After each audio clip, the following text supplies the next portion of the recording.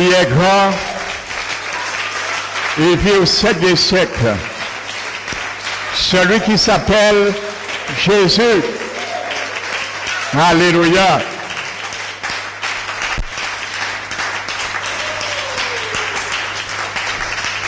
Gloire à Jésus.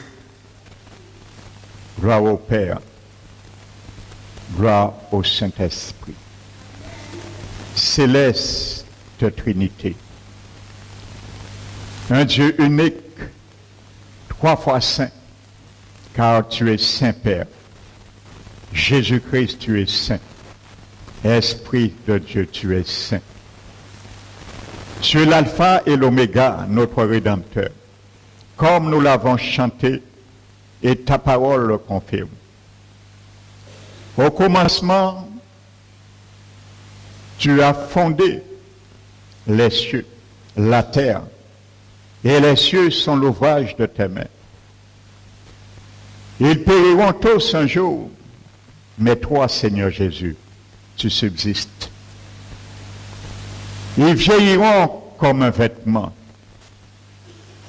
Tu les rouleras comme un manteau. Ils seront changés. Mais toi, tes jours ne finiront. Car comme nous l'avons chanté, tu es l'alpha et l'oméga. Celui qui a tout créé et qui nous a recréés selon ton image pour de bonnes œuvres que Père tu as préparées d'avance pour nous, afin que nous les pratiquions. Qu'il soit ainsi, Seigneur, dans ta parole, que tu puisses nous interpeller encore aujourd'hui. Nous te remercions déjà pour l'onction et l'assistance de ton esprit au milieu de nous pour cela. Que ton esprit, sa puissance et son onction tombe sur moi, m'avironne et me conduit encore ce matin, afin que je m'abandonne sous tes mains, sous puissante Père éternel, afin que, comme toujours, je sois au milieu de ton peuple, un gant, et dont ton esprit est la main. Dirige les paroles que tu mettras dans ma bouche, selon ton bon plaisir, et que tu imprimes dans chaque cœur ce matin dans ce lieu un attouchement divin, afin d'imprimer aussi, Seigneur, la crainte qui t'est due, comme tu as dit à Moïse, que nous permettions d'apprendre à compter nos jours. Merci Père, je prends autorité ce matin, au nom de Jésus, de lier et de chasser dans ce lieu, dans les pensées, dans les corps, tout démon des distractions et de sommeil. Je vous chasse ce matin au nom de Jésus-Christ. Merci Père, que la puissance de ton esprit me précède. Au nom de Jésus, je t'ai prié Père. Amen. Alléluia. Je vous salue fraternellement ce matin, celle également qui nous visite. Nous avons ce matin parmi nous le serviteur de l'Éternel, le pasteur Oliva, et son invité. Nous allons les honorer. Que je vous permette de... Amen. Amen. Donc soyez les bienvenus parmi nous ce matin. Amen. Et nous saluons tous ceux et celles qui nous visitent ce matin également. Amen. Donc nous allons partager ce matin la nourriture que le Seigneur a prévue pour toi et moi ce matin.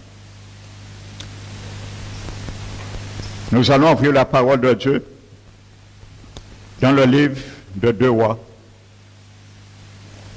et que ce matin, tes oreilles soient éveillées et attentives de la part de l'Éternel. 2 Rois chapitre 4. À partir du verset 38.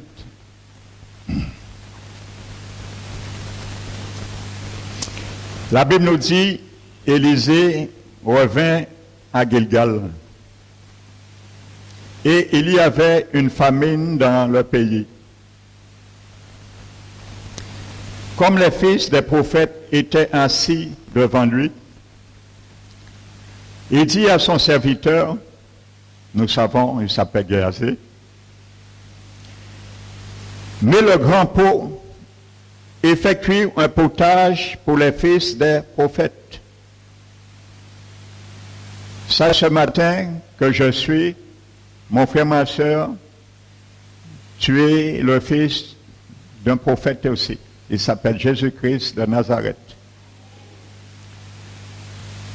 Et vous savez, le nom en hébreu d'Élisée, qu'est-ce que ça veut dire? Dieu est mon salut. Alors c'est Dieu qui nous parle ce matin. Amen. Tu es le fils, je suis le fils du grand prophète par excellence Jésus-Christ. Amen. L'un d'eux sortit dans les champs pour cueillir des herbes. Il trouva de la vigne sauvage et il y cueillit des coloquintes sauvages. Plein son vêtement. Quand il rentra, il les coupa en morceaux dans le pot où était le potage. Car on ne les connaissait pas. Alléluia. Je te rappelle ce matin, tu verras, la Bible dit que la connaissance n'est bonne pour personne. Et Dieu ne justifie personne qui lui a manqué la connaissance. Amen. On servit, verset 40, à manger à ces hommes. Mais dès qu'ils eurent mangé du potage, ils s'écrièrent, la mort est dans le pot, homme de Dieu. Et ils ne purent manger.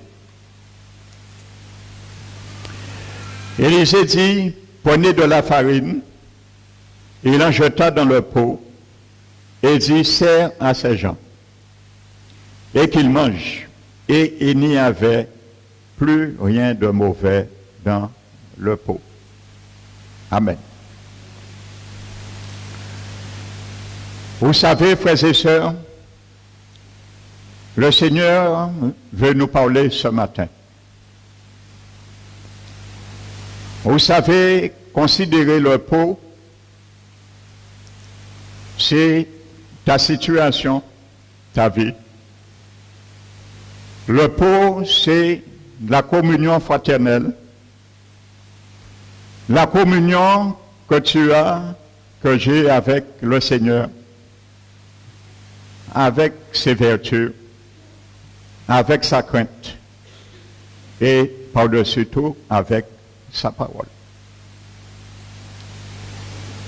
La parole de Dieu nous dit que la parole de Dieu est une nourriture. Nous le savons, je vous apprends rien.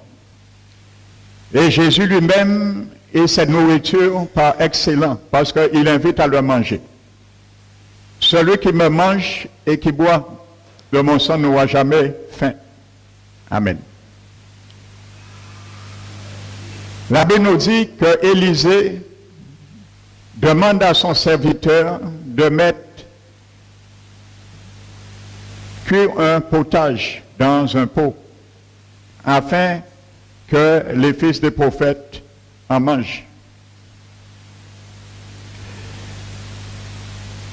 Vous savez quelque chose? Il y avait, la Bible nous dit, une famine dans le pays. Parfois, le Seigneur lui-même crée aussi une famine dans nos vies, volontairement. Il y a deux façons de créer une famine. dans la vie d'un enfant du Seigneur. Il y a une famine que le Seigneur lui-même crée. Dans quel but? Pas nous faire souffrir, mais nous rassasier. Amen. C'est une famine afin que nous puissions manger ce que nous ne voulons pas manger. Amen. Parce que bien souvent, c'est nous qui créons notre propre famine dans nos vies. C'est nous bien souvent qui créons nos propres famines dans nos situations. Amen. Rappelez-vous, dans Deutéronome chapitre 8, le Seigneur dit à son peuple, souviens-toi, souviens-toi, pendant tous les chemins, à travers ces chemins que moi l'Éternel t'a fait passer pendant les 40 années dans le désert, pour t'humilier, amen, et t'éprouver. Dans quel but? Pour connaître quelle serait la disposition de ton cœur. Cette disposition de ton cœur, c'est quoi? Afin que tu obéisses ou non à mes commandements. Pour cela, je t'ai humilié et je t'ai fait souffrir la faim. Pour que tu connaisses la manne que ni tes pères ni toi n'a connue. Afin que tu saches que l'homme ne vivra pas de pain seulement, mais de toute parole qui sort dans la bouche de Dieu. Amen. Quand Dieu crée une famine, c'est pour nous apprendre à manger toute parole qui sort dans la bouche de Dieu. Quand Dieu crée une famine dans nos vies, c'est pour nous apprendre à manger toute parole qui est écrite dans la Bible. Quand Dieu crée une famine dans nos vies, c'est pour nous apprendre à manger toute parole que son serviteur prêche, que nous devons entendre et mettre en pratique. Amen. Donc voici pour cela que Dieu crée une famine. Ça veut dire qu'il nous empêche de manger ce qui risque de nous empoisonner. Amen. Donc comme nous aimons parfois ce qui empoisonne, il nous empêche de le manger pour notre bien et il crée cette famine en nous. Ça veut dire une soif, il veut nous retirer de la soif de satisfaire notre chair. Il veut nous retirer de la soif de satisfaire à nos désirs charnels. Amen. Parce que son intérêt pour chacun de nous, c'est faire mourir dans notre corps, dans nos membres, ce qui est terrestre. Et bien souvent, c'est ça que nous nous nourrissons avec. Amen. Dans le pot, frères et sœurs, c'est la parole de Dieu. Le potage, considère ce matin, c'est la parole de Dieu. Que Dieu veut te faire partager, c'est la communion fraternelle. Les fils des prophètes, le potage, c'est la parole de Dieu que Dieu veut que tu manges, que je mange sans cesse. Alléluia. Amen. La Bible nous dit, dans le livre de Romains, que toute écriture est inspirée de Dieu, utile pour enseigner, pour convaincre, pour corriger et instruire dans la justice, afin que l'homme de Dieu soit propre et accompli en toutes choses.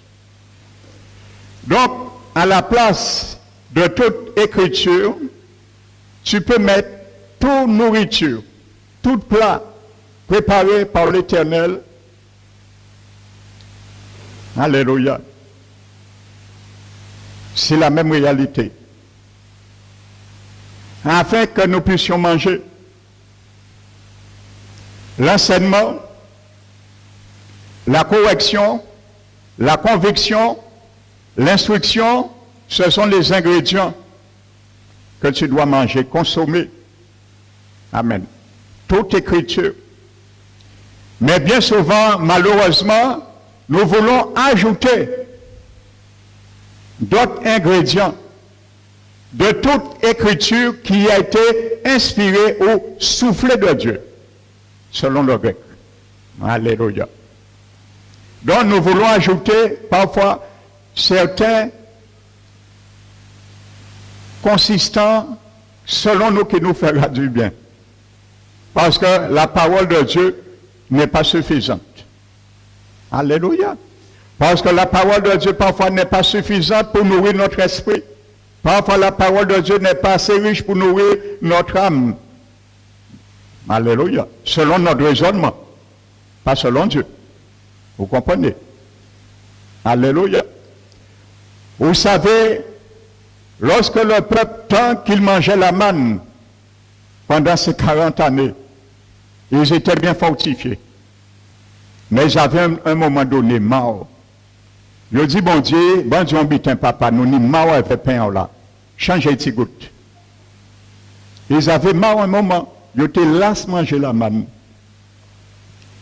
Lorsque nous avons marre aussi, frères et sœurs, même si nous ne le manifestons pas explicitement notre Père, nous le faisons implicitement à travers nos vies, notre sentiment, nos pensées, nos actes et nos paroles. De dire à Dieu aussi, nous n'y marre avec parole là, il est trop raide pour accomplir.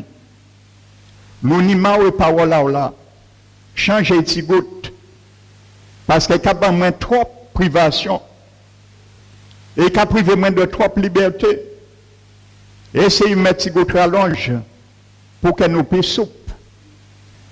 Pour qu'elle ne puisse pas ni ressembler le monde, ni ressembler aux vrais chrétiens. Et il y a un prophète qui a dit que l'Éternel ne fait ni du bien, ni de mal. Alors, optionnel, choisis. Choisis le mal, choisis le bien. Dieu ne fait ni le bien et ne fait ni le mal. Mais malheureusement, la Bible dit que Dieu est l'auteur du bien et que Satan est l'auteur du mal. Alléluia. Donc, c'est la même réalité, frères et sœurs. Amen. Et malheureusement, c'est ça qu'un des fils des prophètes a voulu faire. Et c'est un peu notre situation. Amen. Donc, ce matin, le Seigneur nous parle, l'attitude de nos cœurs, le raisonnement de nos cœurs. Il y a un qui s'est levé. Amen. Et il a été dans le champ pour ajouter quelque chose d'autre. Il est parti dans les champs. Il avait une bonne intention. Il voulait peut-être que le potage sent mieux, une bonne odeur, agrémenté avec une bonne odeur. Peut-être il a pensé en lui que ça va avoir un meilleur goût. Mais il faut goûter potage là. Goûte la parole de l'Éternel avant et tu verras son goût. Continue à goûter la parole de Dieu. Eh bien, lorsqu'ils ont contesté, l'Éternel a arrêté Bayoman et l'Éternel Bayokai. Eh bien, à ce moment, ils ont commencé à faiblir physiquement. Mon frère, ma soeur, ce matin, la Bible nous dit que les exemples de l'Ancien Testament ont été là pour nous servir d'exemple. Si tu veux manger autre chose que la parole de Dieu, qui est la plus nourriture consistante, sache que tu as des faiblesses et des carences spirituelles. Pas nécessairement dans ton corps, mais dans ton âme et ton esprit. Parce que la parole de Dieu est faite pour l'âme et l'esprit, pour la nourriture. Ce qui est spirituel, c'est notre âme et notre esprit. C'est une nourriture, la parole est spirituelle. Ce qui est physique, c'est la parole, c'est la nourriture physique. Il nourrit un corps physique, matériel, et spirituel. Alléluia. Donc nous ne devons pas mélanger le spirituel et le physique. La vie de Dieu et la vie humaine, ça donne du poison. Amen.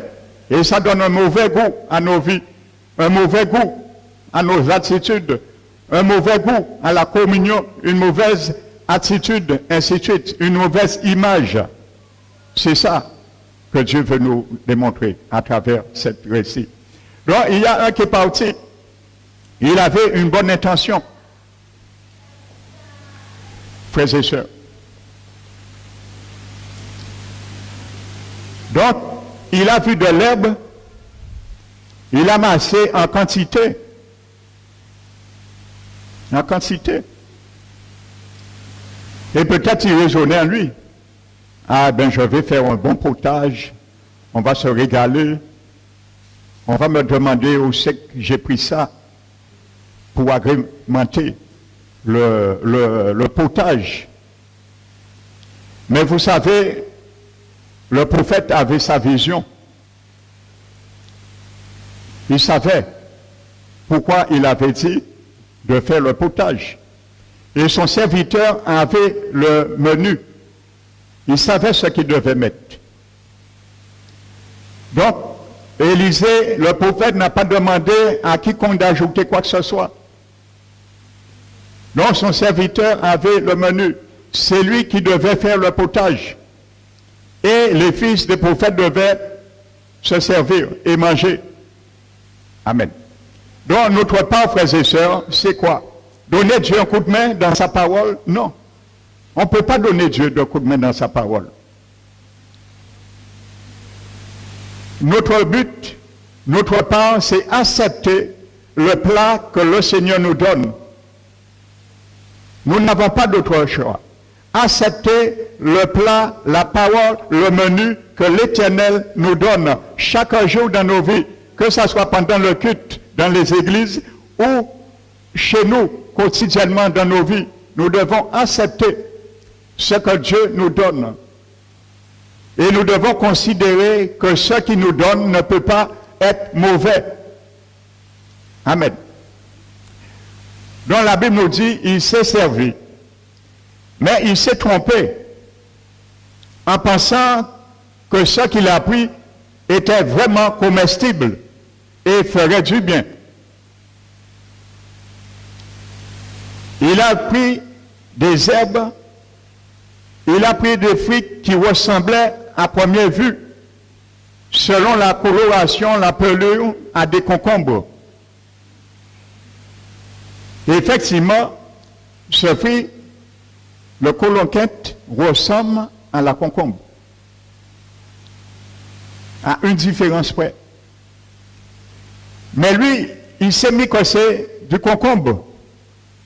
Amen. Donc bien souvent, frères et sœurs, lorsque nous essayons d'aller chercher en dehors de la parole de Dieu, sache que l'adversaire va te faire voir aussi ce qui est attrait à la vue. Amen. Donc qu'est-ce que nous mettons dans le pot de notre vie avec le Seigneur? Qu'est-ce que nous mettons, nous apportons avec le pot de la communion de notre Seigneur dans l'Église avec les frères et sœurs? Frères et sœurs, est-ce que c'est quelque chose qui paraît bon, bien à la vue? Quelque chose qui se cueille facilement? Parce que c'était facile. Il a vu, il n'a pas cherché, il a cueilli facilement, il est retourné avec. Et il a pris beaucoup. Amen. Donc, frères et sœurs, est-ce que parfois, lorsque le Seigneur veut nous faire manger une nourriture consistance pour nous faire grandir, mais au lieu de ça, nous voulons mettre quelque chose pour cueillir autre chose avec la facilité, la rapidité, ce qui apparaît une coloration aussi, frères et sœurs. Mais nos bonnes intentions, notre bonne disposition n'est qu'un ensemble qui va nous conduire à la ruine et au désastre, frères et sœurs.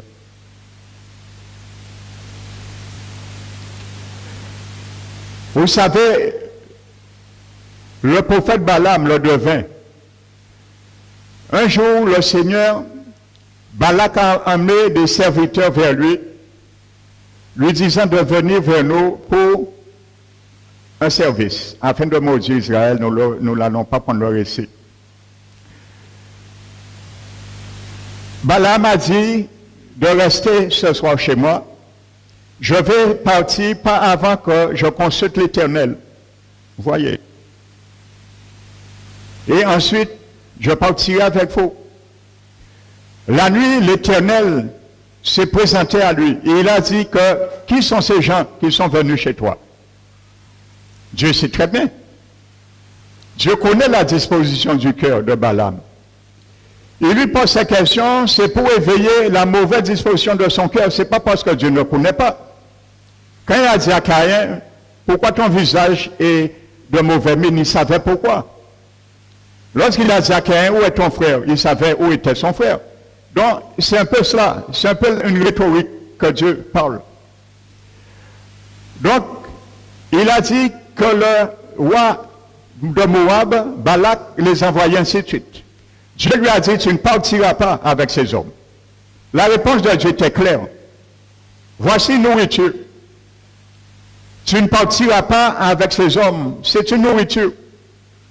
Dieu a mis cette nourriture, un potage sur le pot, la cocotte minute, ou le canari, comme on veut dire, selon 2 Rois 4. Amen. Donc c'est ça. Le prophète devait manger à l'instant T. Tu ne partiras pas avec ces hommes.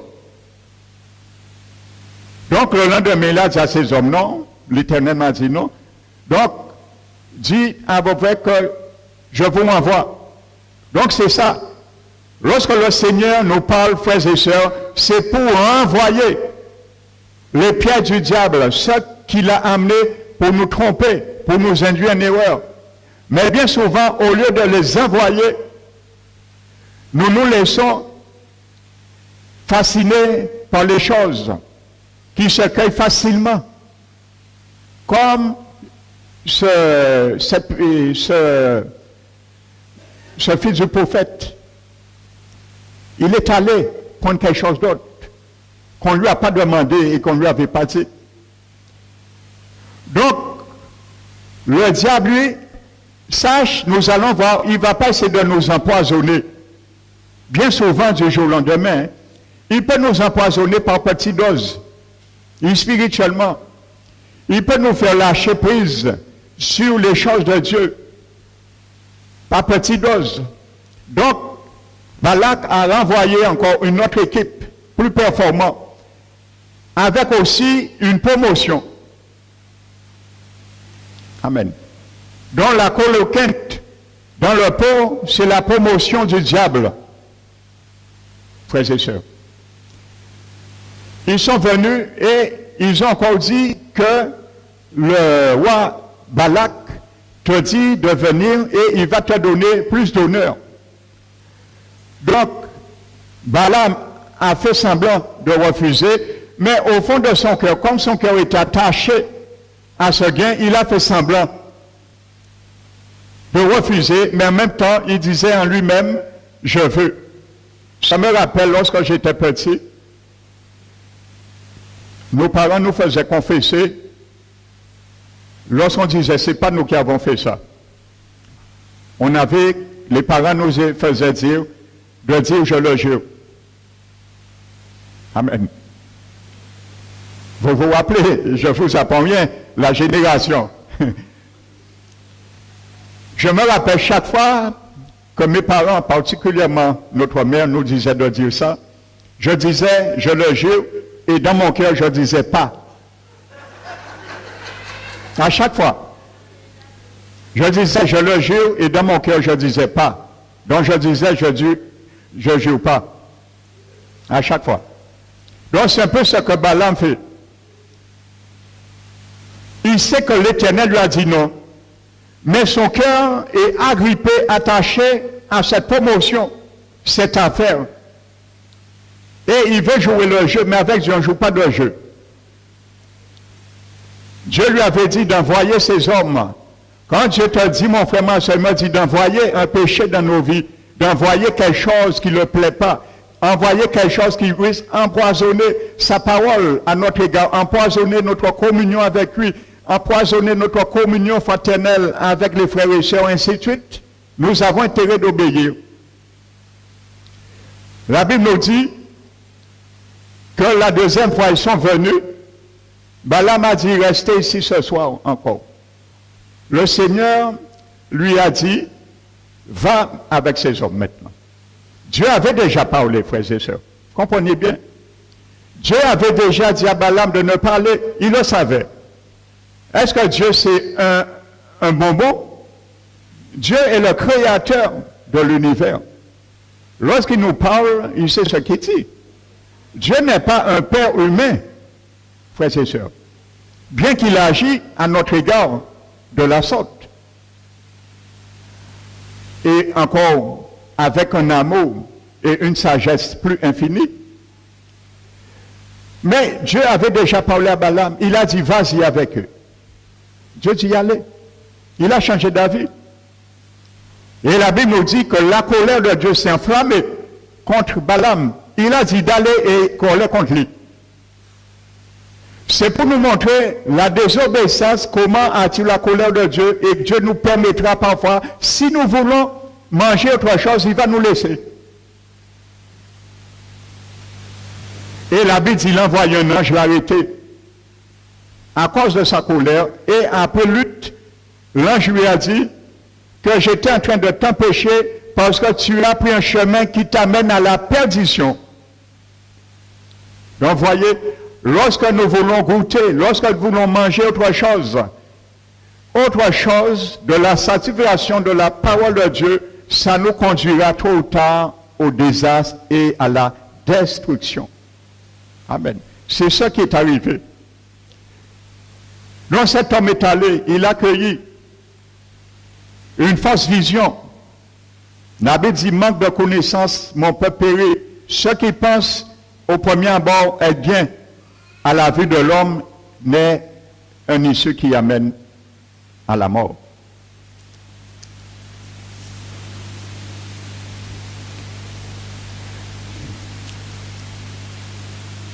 La plante qu'on appelle coloquinte et qu'on a mis dans le pot, c'est une plante qui pousse dans la vallée du Jourdain. Leur tige s'allonge sur le sol et donne des fruits de la grosseur d'une pomme. Ces fruits contiennent un poison mortel qui, à faible dose, est utilisé contre les maux d'estomac. À faible dose. Satan, bien souvent, il ne va pas nous détruire d'une manière brutale, parce que bien souvent, il sait que ça ne marchera pas lorsque nous sommes nés de nouveau. Mais il va faire de sorte que nous allons nous trouver dans une situation de compromission et que ça va nous faire du bien au départ. Vous savez, il y a des enfants du Seigneur qui lâchent la main du Seigneur. Ils prospèrent. Pas à tous égards, comme je le souhaite. Mais ils prospèrent quand même. Ils se complaisent et ils raisonnent parce qu'ils mangent une autre nourriture. Ils ont ajouté notre nourriture. La parole de Dieu dit, tu prospéreras, je souhaite à tous égards, et que tu sois en bonne santé, qu'on prospère l'état de ton âme. Donc, Satan, il va te faire manger le coloquinte t'empoisonné, mais il ne va pas t'empoisonner à grande dose, comme ils ont mis dans le pot. Il va te faire goûter, te faire raisonner à l'égard de la parole même, prendre même les paroles de Dieu, parce que la coloquinte était mélangée avec le potage. Il n'y avait pas que du coloquinte. Il n'y avait pas que du potage. Ça veut dire qu'il n'y a pas du 100% de la parole de Dieu et il n'y a pas du 100% de Satan. Il y a un mélange. Mais comme Dieu ne fait pas de mélange, c'est Satan qui fait de mélange. Quand noir, c'est noir pour Dieu, il voit noir. Quand c'est blanc, il voit blanc. Il ne voit pas de gris. Dieu ne fait pas du gris. Il ne fait pas de blanc et noir mélanger, faire du gris. Satan lui fait du gris. Donc, c'est ça. On continue à prospérer, mais cette prospérité, en passant toujours venir de Dieu, mais vient du diable, bien souvent. C'est pour nous garder dans ce potage empoisonné. C'est du coloquinte qui est dedans. Amen. Et sachez qu'ils n'ont pas remarqué tout de suite, à première vue. Lorsque ils ont coupé les feuilles, ils l'ont mélangé. Ils étaient toujours insouciants. L'abbé dit ne le connaissait pas. Est-ce que Dieu les a épargnés? Non. L'abbé dit ne les connaissait pas. Amen. Lorsqu'ils ont mélangé, ils n'avaient toujours pas vu le danger, le piège. Lorsque ça bouillait, cuissait, l'odeur de ce potage mélangé avec le coloquinte ne les attirait aucune crainte non plus. Le danger n'était toujours pas décelé. Mais à quel moment le danger a été décelé? Lorsqu'ils ont goûté. Et ils ont craché. Amen. Donc le diable peut te faire prospérer et tu vas continuer à confesser. Je souhaite, la Bible dit, je souhaite que tu prospères à tous égards. C'est ce qu'un homme qui était parmi nous, je l'ai rencontré en Ézéchiel 7, il m'a proclamé publiquement. Un païen, il n'est pas converti. Il a dit, moi, qu'à prospérer en cette Simon Abondien, il y a 10 maisons. 10 maisons. Un gars qui n'est pas chrétien, vous voyez? Alors je lui ai dit, sache que la Bible dit dans les psaumes que lorsque le méchant prospère et lorsque celui qui fait le mal fleurisse comme l'herbe, c'est pour être anéanti à jamais. Figuier à n'y changer. Donc passons. Donc c'est pour vous montrer, frères et sœurs, à faible dose, c'est bon pour des maux de l'estomac. Donc, en quelque sorte, c'est un laxatif, si on peut dire. Sachez que Satan, un serpent tue de deux manières. Vous savez comment un serpent tue de deux manières? Par son poison, hein? Le venin. Donc c'est ce qu'il fait. Il nous empoisonne à travers la parole de Dieu. Il nous fait mélanger des coloquintes. Amen. Et la deuxième façon qu'un serpent tue, c'est par ce qu'on appelle circonstriction, comme les boas et les anacondas. Il ne vous pique pas, mais il s'entoure et l'écrase. Il peut allonger un bœuf qui a fait 3 mètres, des 5 mètres, et ensuite il avale. Donc de deux manières, les serpents tuent. Ces deux façons, le diable l'utilise, parce que c'est un serpent ancien. Il étouffe, il écrase, et il mord également.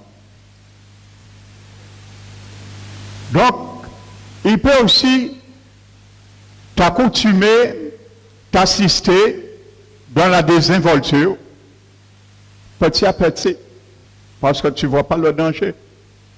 Ça va satisfaire des maux spirituels de ton estomac, de ton esprit, spirituel. Parce que c'est aussi bon. Alléluia.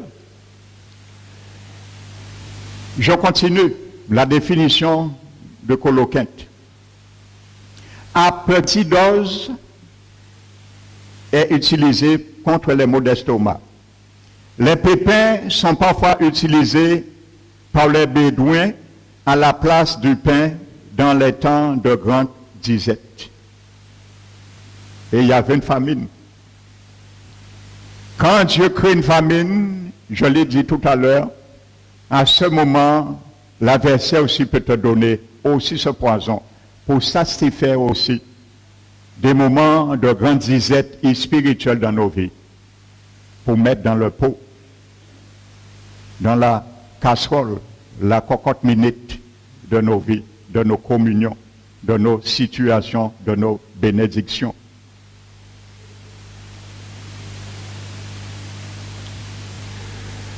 Les coloquintes ont un effet laxatif très puissant. Ça veut dire reposant, ainsi de suite, qui peut être fatale si elles sont ingurgitées en quantité. Et c'est ça que le fils du prophète a fait. Il a pris en grande quantité.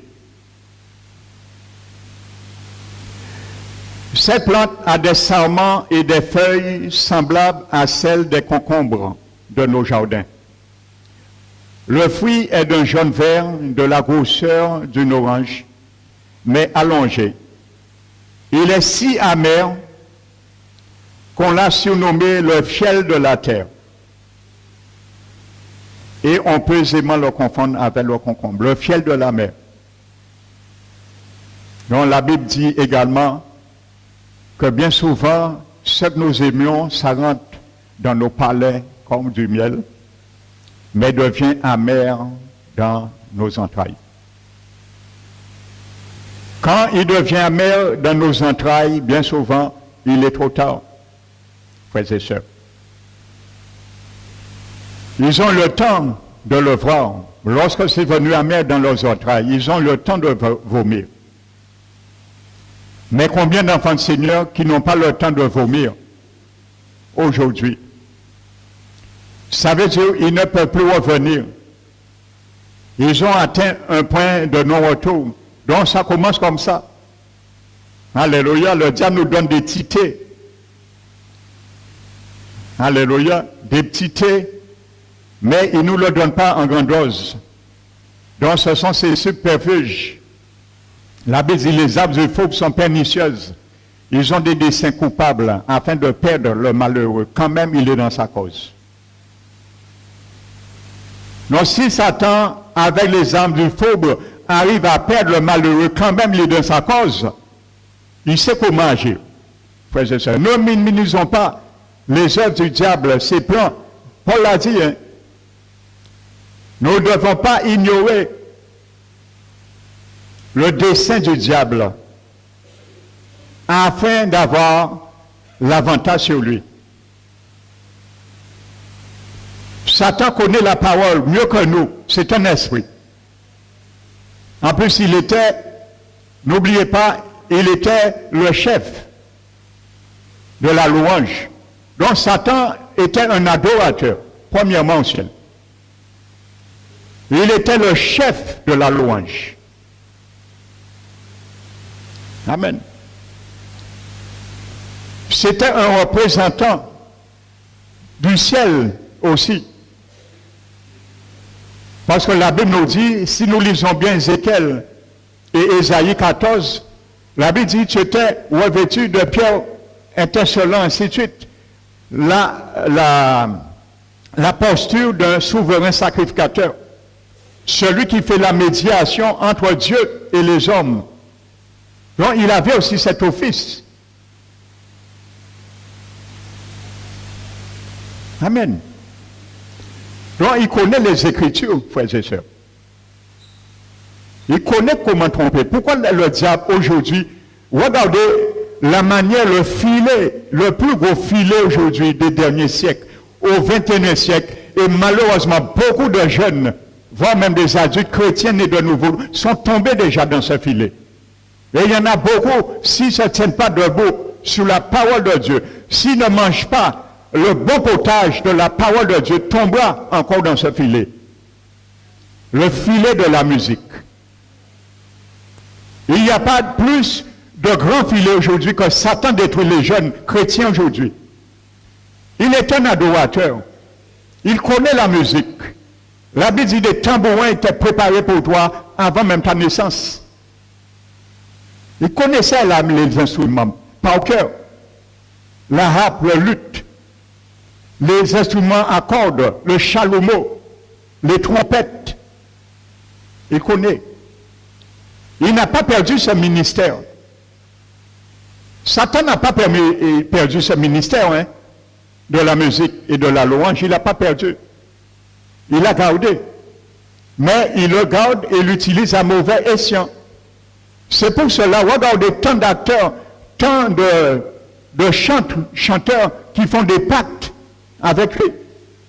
C'est parce qu'ils n'ont pas des biens qu'ils ont trouvé pour prendre un lit.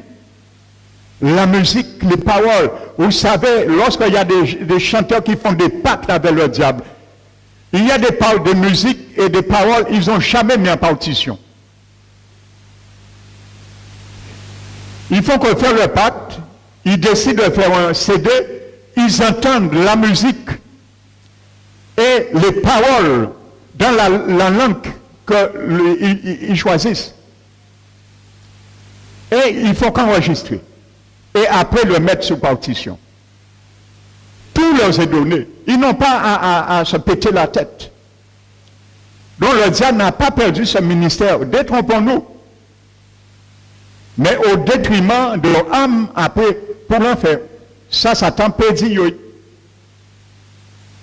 Alors lorsque nous voyons nos jeunes, on les parle bien souvent, ils plongent dans la musique du monde. Alors voici ce danger qui vous guette les jeunes. Parce que les jeunes aiment la musique du monde. Ils n'ont pas aimé la musique à l'éternel, ou que veulent siser pendant la louange, bien souvent dans les églises. Les jeunes, ils sont assis pendant la louange, ils sont cloués, ils sont paralysés même pendant la louange. Mais au dehors, à l'école ou même chez eux, on les voit portables, musique du monde. Parfois même, ils sont en train de chanter la musique des satanistes, des gens qui ont fait des pactes avec le diable en anglais ou en espagnol, ils ne savent pas ce que la musique l'avait dit. Vous savez, le fils du prophète il s'est trompé. Il a pensé que des feuilles de concombre qu'il a emmené. La Bible dit, il ne le connaissait pas. Dieu n'a pas dit, non, voilà une révélation au prophète Élisée. Dieu leur dit de ne pas mettre ça parce qu'ils sont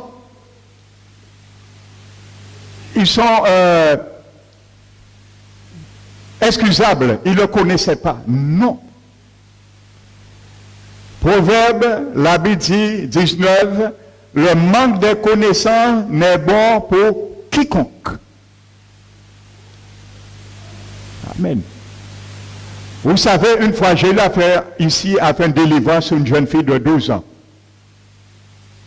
Cette fille, la gendarmerie avait retiré cette fille sous la garde de sa mère parce qu'elle voulait tuer sa mère. 12 ans. Son beau-père m'a appelé, parce que je le connais très bien depuis très longtemps. Il m'a parlé et il m'a demandé mon aide. Je les ai donné un rendez-vous ici. Sa mère ne voulait pas parce qu'on l'a mis à la garde chez sa grand-mère. Parce que la gendarmerie même ne comprenait pas l'histoire de cette fille, de cette gamine, 12 ans. Elle racontait des choses, on pensait qu'elle était malade. Il disait, oui, il me dit, il faut la tuer, ainsi de suite. Un démon qui parlait à cette fille, qui animait la vie, elle entendait audiblement un esprit. L'esprit était pour donner à cette fille une mission, pour tuer sa mère. Parce que les satanistes, quand tu les adores, ils prennent des âmes, parce que c'est ça Satan qui a demandé, pour bailler succès. Âme contre âme égale succès. Tout sacrifice génère puissance. Ça, c'est quelque chose qui est biblique. Sacrifice génère puissance. Finalement, la gendarmerie ne comprenait pas l'histoire. Elle est venue ici. J'ai dit à la fille, est-ce que tu veux être délivrée? Avec hésitation, elle m'a dit oui. Je lui ai dit, tu es sûr? Je lui ai parlé. Et j'ai commencé à prier pour la fille et faire la délivrance sur elle. Vous savez, pendant que je priais avec elle, j'ai ordonné à l'esprit, je lui ai ordonné de me dire son nom. L'esprit m'a dit le nom. Et l'esprit résistait, et à un moment donné, je ne vais pas rentrer dans les détails, mais pour venir avec vous sur un point. À un moment donné, l'esprit a dit que je ne peux pas rester. Il dit, on ne peut pas rester là. Chalet-ci. Il ne pouvait pas rester dans l'enfant. Mais il a dit, je m'en vais, parce que je ne peux pas rester dans la salle, dans l'église. Ça. Je m'en vais. mais je t'attends dans la voiture. Et quand j'ai continué, je me suis arrêté, j'ai dit à l'enfant, tu m'as caché quelque chose, dis la vérité. Elle ne m'a pas dit. Mais je suis tout de suite, il y avait quelque chose d'illicite. J'ai continué, vous savez, les deux yeux de l'enfant se sont tournés sur son orbite, comme ça. Les deux yeux de la fille se sont tournés. Je dis ça pour les jeunes, prenez conscience. L'Esprit Saint parle, il sait pourquoi qu'il parle. Je n'avais pas prévu de parler de cela. Les deux yeux de la fille s'est tournés sur son orbite. Et on voyait un voile jaunâtre sur les deux yeux de la fille. J'ai ordonné à l'Esprit de remettre les yeux de l'enfant à sa place. Les yeux sont revenus. Et après, j'ai arrêté la délivrance. Et j'ai dit au beau-père, je vais lui parler. J'ai vu qu'il y avait quelque chose d'illicite. L'enfant ne voulait pas, n'était pas vrai. Une semaine après, le père m'a appelé et sa mère m'a montré dans l'iPhone de l'enfant, vous savez. Il m'a montré que cette fille était une adoratrice d'un sataniste, un chanteur, je n'avais pas nommé son nom. Tout le corps de ce gars, il m'a montré des photos de ce chanteur américain. Tout le corps de ce gars est tatoué. Ou pas vrai, trace à peau, de tête à la pied. On ne voit pas sa peau, il n'y a ni tatouage. Le gars est percé partout. Quand on voit ce gars, on voit un démon. Le nom que le démon m'a donné, c'est le nom de cet homme. Un démon que cet homme a pactisé avec lui. C'est le nom que cet esprit m'a donné quand je lui ai exigé son nom. Et il m'a montré une photo de ce chanteur. Exactement, les deux yeux du chanteur étaient tournés de son orbite et il y avait une voile jaunâtre comme la fille, frères et sœurs, sur les photos de ce chanteur. Et j'ai compris. J'ai dit, tant que la fille ne va pas renoncer à cela, elle ne sera pas délivrée. Alors ne jouez pas avec la musique. Il faut donner des chansons que vous ne savez pas. Si c'est sur un chanteur sataniste que vous êtes tombé, Dieu dit qu'il n'a pas regardé, qu'il ne connaissait pas. Parce que bien souvent, on avertit aux jeunes, ils ne prennent garde. Alors ce matin, que vos oreilles, les jeunes, soient éveillées pour bien comprendre cela. Amen. Que ce n'est pas un jeu. Le monde des ténèbres est réel, et plus réel que nous croyons. Amen. Donc, n'ajoutons rien, frères et sœurs, dans la communion de notre Dieu. N'ajoutons rien dans la communion que le Seigneur veut nous donner. Sa parole est toute suffisante. La parole de notre Dieu. Amen. Tout ce que le diable veut mettre, c'est pour amener la mort. Amen. Le prophète Élisée n'a pas dit de retirer le coloquin dans leur peau lorsqu'ils ont goûté. Il n'a pas dit de retirer. Amen. Qu'est-ce qu'il a fait? Il a simplement assaini, régénéré. Amen. C'est ce que Dieu veut, frères et sœurs. Il veut nous séparer. Sa parole est quelque chose qui sépare. Il a dit à Balaam, renvoie ces hommes chez eux. Dieu nous dit dans sa parole, renvoie ceux qui empêchent une bonne communion de ma parole avec toi, renvoie-les hors de ta vie, hors de ta communion. Ceux qui ne sont pas bons dans le plat que je veux te faire manger, renvoie-le. Ne faisons pas de compromis avec Dieu, faisons semblant nous avons entendu et en même temps nous n'avons pas entendu dans notre oreille. Parce que Dieu nous dira, vas-y. Tu aimes ce péché, vas-y. Tu te complètes dans cette situation, vas-y. Le peuple vous est roi, je te vais imiter roi. Israël n'avait jamais connu de roi. C'est un gouvernement théocratique. Ils ont vu les nations ont des rois. Ils voulaient imiter. Ils ont insisté. Dieu a dit non. Parce que voici ce qu'ils vous diront non. Ils ont insisté. Dieu dit, baillons un roi. Baillons un roi. Conséquence, voilà. Ils ont commencé à avoir un roi qui n'était même pas de la tribu de Juda. Saül, de la tribu de Benjamin. Voyez, ça c'est la volonté permissible de Dieu. Ne pensez pas que l'Éternel ne va pas vous permettre. Si vous voulez vivre dans le péché, il va le permettre. Hein. Ça s'appelle la volonté permissible de Dieu, pas sa volonté parfaite. Il ne le veut pas, mais il le permet parce qu'on le veut.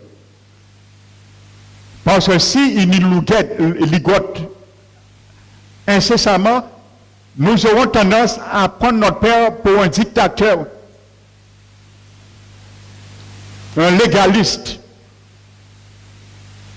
Et l'esprit qu'il a mis en nous, c'est un esprit de sagesse, un gentleman, comme on dit. Il ne va pas violer notre volonté. Tu veux obéir à ma parole, obéis. Tu ne veux pas obéir à ma parole, tu as fait ton choix. Je vais envoyer pour te démontrer ma colère contre toi que tu es après un chemin qui amène à la perdition. Comme l'ange a été envoyé de sa part pour parler à Balaam. Amen.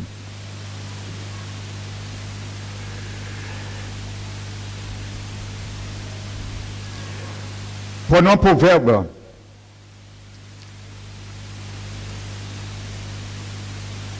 ne mettons pas dans les choses de Dieu ce qui se cueille facilement. Ce qui a une belle pelure. On aime voir ça. Le chant que le fils du prophète est allé, tu peux mettre tout ça, tu peux le remplacer par beaucoup de épithètes. Hein. Amen. Tu peux mettre la compromission, la rébellion, dans des lieux aussi, qu'on vient cueillir une sainteté, entre parenthèses, une communion avec Dieu, entre parenthèses, à bon marché, avec facilité. Ça, c'est le chant. Parce qu'il y a beaucoup aussi d'églises aujourd'hui, on prêche n'importe quoi. Et il y a beaucoup d'églises aussi, on prêche n'importe quoi. Et on sert beaucoup d'enfants de Seigneur des coloquettes pour souiller leur sainteté et les détruire leur vie spirituelle. Amen. Vous savez maintenant, il y a beaucoup de pasteurs qui ne prêchent plus le baptême d'eau. Vous le savez? Il y a beaucoup de pasteurs qui ne prêchent plus le baptême d'eau. Eux-mêmes ne sont pas baptisés d'eau. Ça veut dire que le baptême d'eau n'a aucune valeur pour eux. Eh bien aujourd'hui, il y a beaucoup de pasteurs évangéliques. Eux-mêmes ne sont pas baptisés de baptême d'eau. Ils prêchent. Ils prêchent la nouvelle naissance, eux-mêmes ne sont pas nés de nouveau. Voici une sorte de coloquinte. Alors, ouvrons nos yeux aujourd'hui. Le chant, aussi, ça c'est ça. Ça c'est un chant. Ne va pas piocher des coloquintes dans ces champs. Non plus. Amen. Et infecter le pot, la casserole, ou que les frères et sœurs mangent ensemble la communion. Combien qu'ils sont allés chercher dans des champs et venir perturber des chrétiens, par exemple, qui donnaient leur dîme. Dit, pas à un côté, il y a prêcher pas badim, sous pas badim, il y a venir empoisonner le pot de celles qui donnaient leur dîme fidèlement. Ça, c'est du coloquinte aussi. Dans quel champ qu'ils sont allés prendre ça? Ils viennent souiller le pot de la communion aussi. Amen. Ça, c'est des mises en garde. C'est l'objectif, la vision que l'Éternel nous donne à travers ce récit. Amen. Proverbe 19.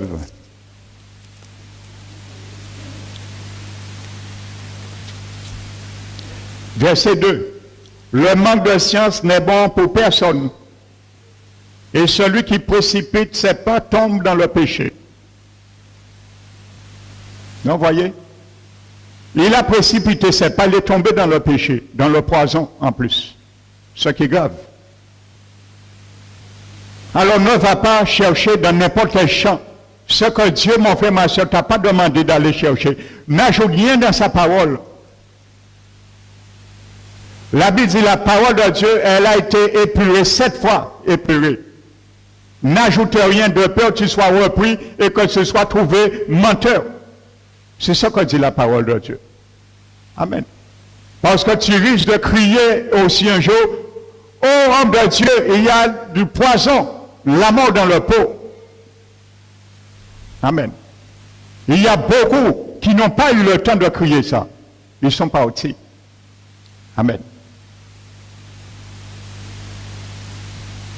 Mais dans l'amour du Seigneur, le Seigneur prévoit toujours une possibilité pour nos erreurs. Et gloire à son nom.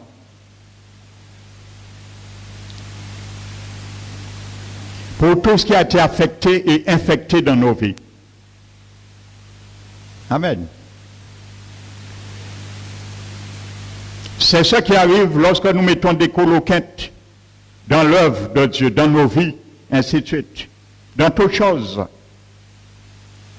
Amen. On dit le monde n'est pas bon. Le monde est bon. C'est ce qu'on a mis dans le monde qui n'est pas bon. C'est le coloquette qu'on a mis dans le monde qui n'est pas bon. Le monde, c'est le pot. Pourquoi il n'est pas bon? C'est le coloquette qu'on a mis dans le monde qui n'est pas bon. Amen. On dit le mariage, le mariage, lorsqu'il est en train de vaciller, n'est pas bon. Non, le mariage est bon. Et bon, c'est ça qu'on a mis dedans, qui fait vaciller, qui n'est pas bon. On dit l'église, je suis dans une église, c'est pas bon, ainsi de suite. Non, l'église est bonne. C'est ça qu'on a mis dedans qui n'est pas bon. Il suffit de le retirer. Il faut retirer à chaque fois dans nos raisonnements le coloquette. L'église n'est pas bonne, l'église n'est pas ça, l'église n'est pas ça, l'église n'est pas ça.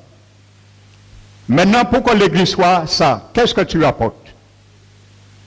La soumission à la parole, le désir de manger le potage de la parole de Dieu ou d'ajouter du coloquette. Donc si chaque personne n'ajoutait pas de coloquette, toutes les églises seraient bien vues. Et on se sentirait bien dans la communion fraternelle. Amen. Ceux et celles qui se plaignent, ah, l'église n'est pas ça, l'église n'est pas ça, commence à retirer les coloquettes que tu as été ramassés dans le champ. Et viens manger dans la communion du pot de l'Éternel. La vraie communion. Amen. Donc le prophète Élisée, pour conclure, ne dit pas enlever les coloquettes de malheur. Il était trop tard. Frères et sœurs, ne laissons pas des choses souillées comme Ecclésia, Salomon l'a dit. L'onction des mouches mortes infecte et font fermenter l'huile du parfumeur. Ne laissons pas l'onction du diable infecter l'onction du Seigneur dans nos vies. Il n'a pas voulu améliorer le repas, le prophète. Il a régénéré. Il a dit simplement, prenez de la farine. La farine représentait une œuvre du Seigneur, son pardon, ce qu'il a payé pour nous. Amen. Donc c'est Jésus qui peut nous relever de la chute. De tout ce qui a été infecté dans nos vies, revenons Seigneur, dans la repentance et le pardon. Amen. Sache que l'Éternel va toujours nous donner 3 possibilités. 3 solutions. Amen. Le Seigneur nous donne ce matin 3 solutions. Et je choisis une de ces solutions. Si nous avions cette habitude d'aller ici et là, faire n'importe quoi, nous détourner de la parole et des mises en garde de l'Éternel. Amen. Première possibilité, soit nous faisons ce que Dieu nous dit de faire. Et c'est la meilleure option, c'est ce qu'il veut pour nous. Amen. La deuxième option, possibilité, nous pouvons, soit nous renversons le canari. Nous ne le mangeons pas, mais nous le renversons. Mais le renverser ne change et n'arrange rien. Parce que tu n'as pas pris de position. Demain, tu vas ajouter et tu referas, risque de faire le même menu. Tu as renversé le canari, c'est tout. Pour ne pas manger. Mais oui, la décision, la disposition de cœur nous avons pris. Et la troisième possibilité, soit ayant conscience du poison, nous fermons et nous refusons de juger notre conscience. Et il y a cette troisième possibilité. Sachant volontairement ce que nous faisons et ce que Dieu veut que nous fassions, étant avisés de nos états, au lieu de mettre, juger notre conscience, dans la repentance, revenir, nous le mangeons quand même, comme ils ont fait. Mais eux, ils ne savaient pas. Mais nous le savons, étant avisés, maintenant, nous le mangeons quand même. En refusant de juger, de nous juger nous-mêmes. Ça veut dire, nous savons, nous sommes comme ça, nous vivons intentionnellement, nous le faisons quand même. Donc, nous refusons et nous mangeons quand même. Et maintenant, c'est la mort qui s'installe, la mort éternelle. Donc, il y a ces trois tendances. Mais ce matin, je voudrais, mon frère, ma soeur, que nous fassions comme le roi David dans le psaume 51 et que nous options pour la première solution, la solution qui vient et qui est de Dieu. De vivre toute parole qui sort dans la bouche de Dieu. Même si parfois le goût n'est pas toujours bon à notre égard, à notre nature, mais l'Éternel ne mettra jamais du coloquinte, du poison pour nous. Amen. Nous allons nous tenir debout et nous allons lire à haute voix ensemble le psaume 51.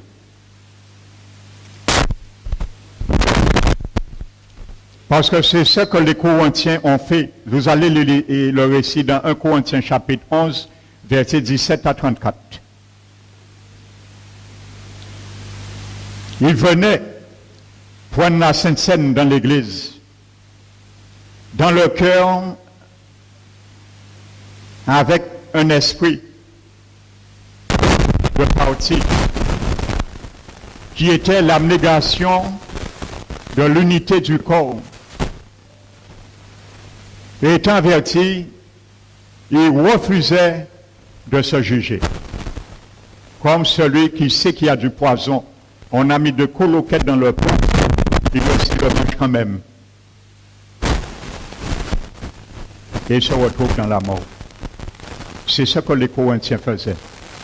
C'était des gens qui étaient nés de nouveau, habités par le Saint-Esprit de Dieu. Sachant dans leur pot de leur communion, ils apportaient du coloquinte. Un cœur rempli d'esprit de parti. Et ils prenaient quand même la Sainte Seine, étant avisés de ne pas prendre. Ils savaient les conséquences. Ils venaient apporter du coloquinte. Dans la communion, c'était le pot, le potage de la communion. Mais en refusant de juger, se juger leur conscience, leur cœur, ils ont été frappés par leur propre coloquinte qu'ils ont amené dans le pot de la communion fraternelle. Vous allez lire l'histoire. Et Paul les dit, c'est pour cela qu'il y a dans l'église beaucoup de morts. Ils ont mangé le poison. Ils ont refusé de juger leur cœur. Ils ont quand même mangé. Si il y avait près de 100 prophètes, fils de prophètes, la Bible nous dit après l'histoire dans 2 Rois chapitre 4, il y avait une centaine. Imaginez-vous, s'ils n'avaient pas réagi, et spontanément, ils seraient tous morts. Ça n'a pas changé. Paul le dit dans Corinthiens 11, aux chrétiens de l'Église. C'est pour ça ici, dans cette Église, Dieu m'a mis à cœur de ne pas prendre la Sainte Seine trop souvent ici. Parce que je suis conscient de ce danger. Il y a des personnes qui ont déjà failli laisser leur vie en prenant la Sainte Seine ici dans cette Église. C'est pour ça cette Église, on ne prend pas la Sainte Seine souvent ici. Parce que je sais pourquoi. Amen. La parole de Dieu, elle est vraie. La parole de Dieu, frères et sœurs, n'est pas rigolade. À part un jet d'enfants, il n'y a pas joué. C'est la réalité.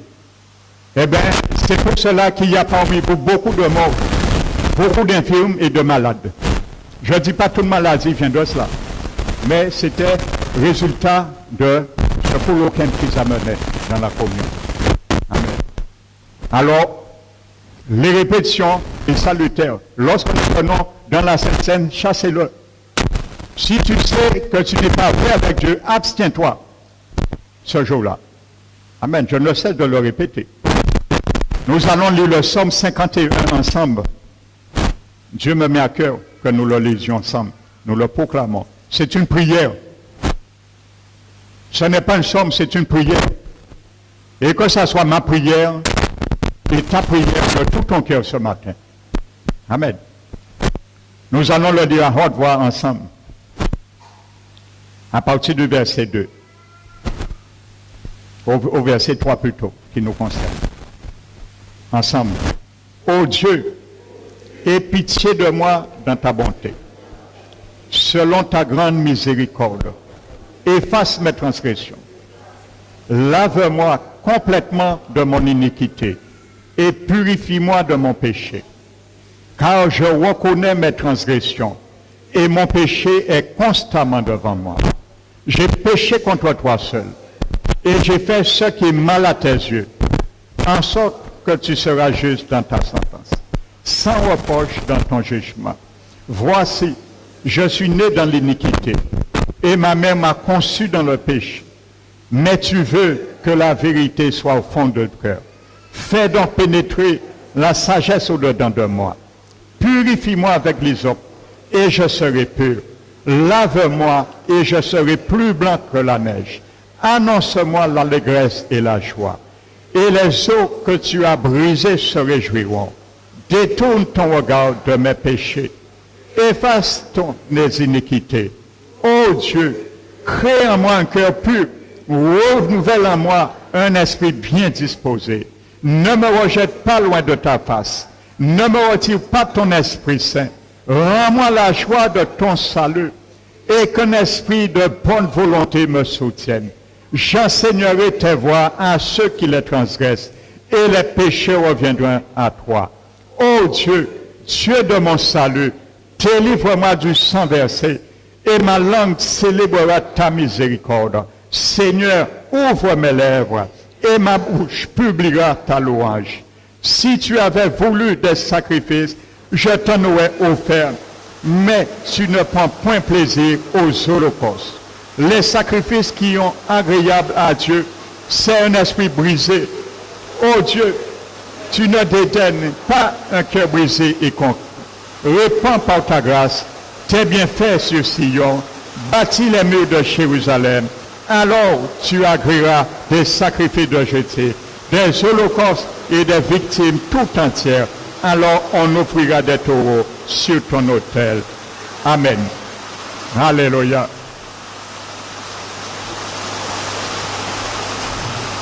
Nous allons maintenant porter ce que nous avions mis à part pour le Seigneur.